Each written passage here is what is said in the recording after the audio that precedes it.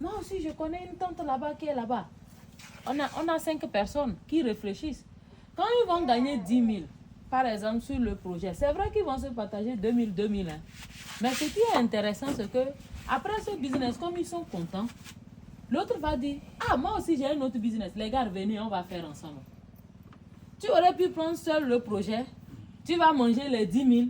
Pour trouver un autre projet, peut-être c'est parti pour des années.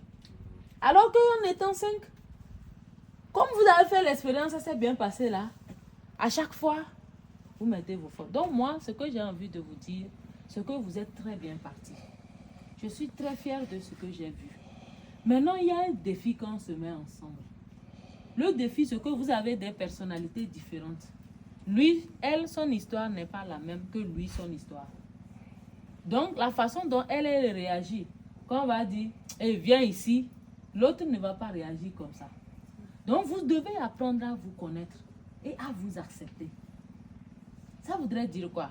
Vous devez laisser vos émotions personnelles pour l'intérêt du groupe. Quand vous avez un objectif à atteindre, les petites choses là, allez, vous pouvez vous quereller, mais après, vous laissez ça à côté. Parce que les poissons attendent. Parce qu'il y a une vision qui est là.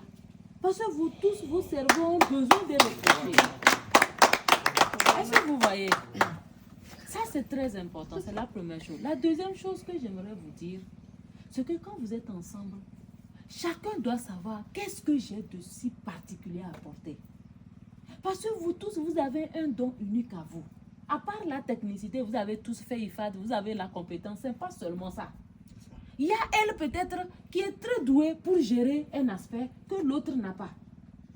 Soyez toujours dans vos forces. Qu'est-ce que je sais mieux faire? Et dès que je sais que, pour pouvoir m'occuper des larvins, non?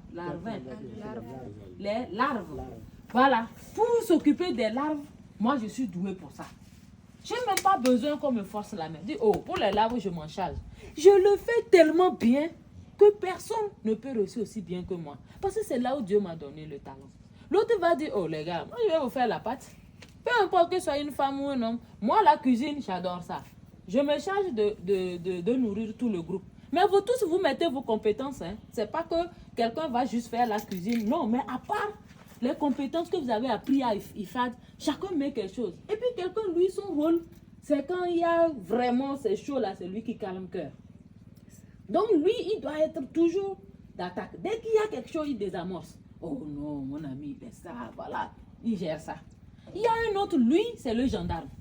Allez, debout, allez, on dort pas, allez, debout. En fait, lui, c'est son talent. Chacun a son talent. Donc, vous devez chacun réfléchir à qu'est-ce que j'ai de plus que la compétence que j'ai apprise. Une fois que vous avez ça, vous allez voir que dans vos réunions maintenant, quand il y a des difficultés, chacun va dire, moi, ici, je suis bien avec les gens. J'arrive à connecter facilement avec les gens. Laissez-moi aller négocier ici. Je pense que je peux le faire. L'autre va dire, ok, d'accord. Et j'atterris sur le troisième point. Le leadership. Être un leader, ce n'est pas forcément être devant. Ne faites pas l'erreur de mettre l'œil sur celui qui est devant. Que lui, c'est lui toujours on voit, non? Lui, président, pourquoi même c'est lui qui doit être président? Nous tous, on a fait formation. Lui, pourquoi lui va être président? Moi aussi, je peux être président. Moi aussi, je peux être présidente.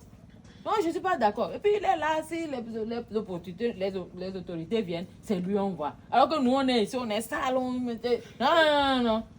Non, c'est pas comme ça. Dieu a donné les talents, comme j'ai dit à chacun.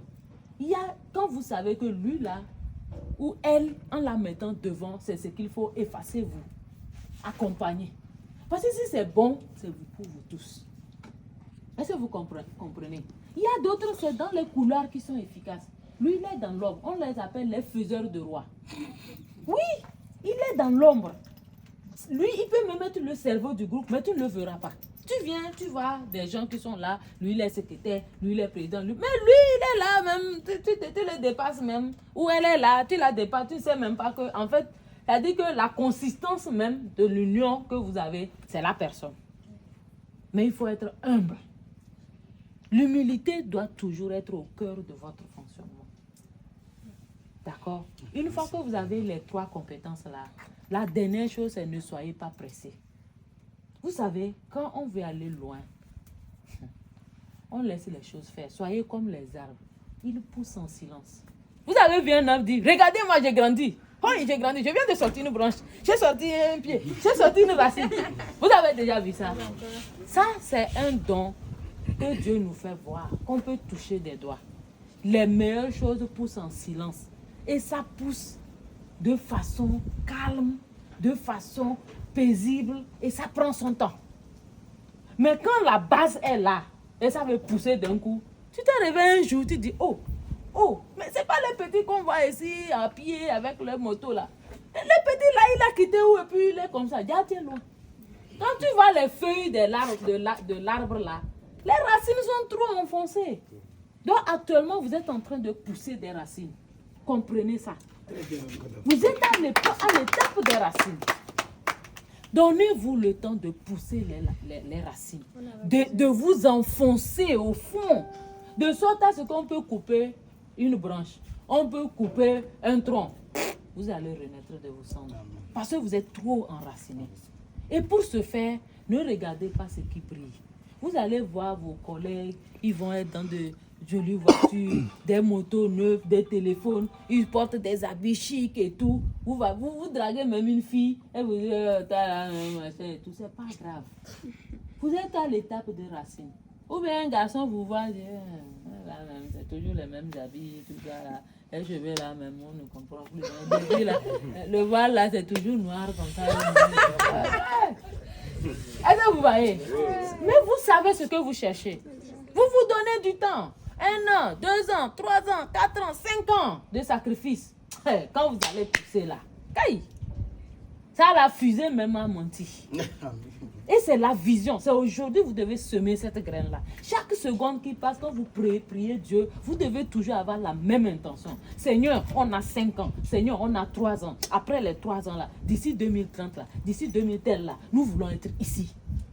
Et c'est ça notre objectif. Pour ça, on laisse les problèmes de personnalité, de lui là, il est chamana, lui là même, c'est pas un vrai moba, lui là, elle là même là, et les musulmans sont comme ça, les chrétiens là, on vous connaît, et les vaudous là, ici, les tueurs de coqs là-bas, laissez tout ça, c'est pas important.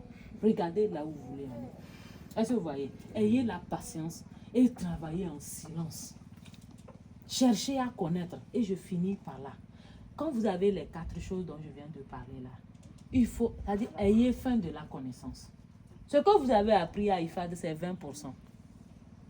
Les 80% là, c'est ce que vous êtes en train de faire, mais continuez, cherchez, renseignez-vous. Dès qu'il y a quelqu'un qui fait quelque chose qui ressemble à ce que vous faites là, vous vous renseignez. Qu'est-ce qu'il fait? Est-ce qu'il y a quelque chose qui fait mieux que nous? Est-ce qu'il a une technique où ces poissons sont plus gros que le nôtre? Vous avez accès à Internet, vous allez sur YouTube, élevage de tilapia, vous regardez. Aujourd'hui, il y a même les TikTok. Soyez vraiment avide de connaissances. Comment on gère la coopérative? Quelle est la comptabilité à tenir? Quels sont les documents à avoir? Comment on organise notre coopérative? Quels sont les aliments, le coût de ces aliments, nos déplacements, les matins? Quelle est la prévision en termes de recettes qu'on va avoir? Nous avons acheté telle chose, nous nous sommes déplacés pour tel a fait ci, tel a fait ça. Nous prévoyons atteindre 20 000 qui auront au moins 300 kilos, au moins 500 kilos. Ça fait combien? Quelles sont nos charges? Quelle est la marge bénéficiaire? Quand vous avez maintenant vos bénéfices, quelle partie on peut mettre dans nos poches et quelle partie on réinvestit? Vous voyez?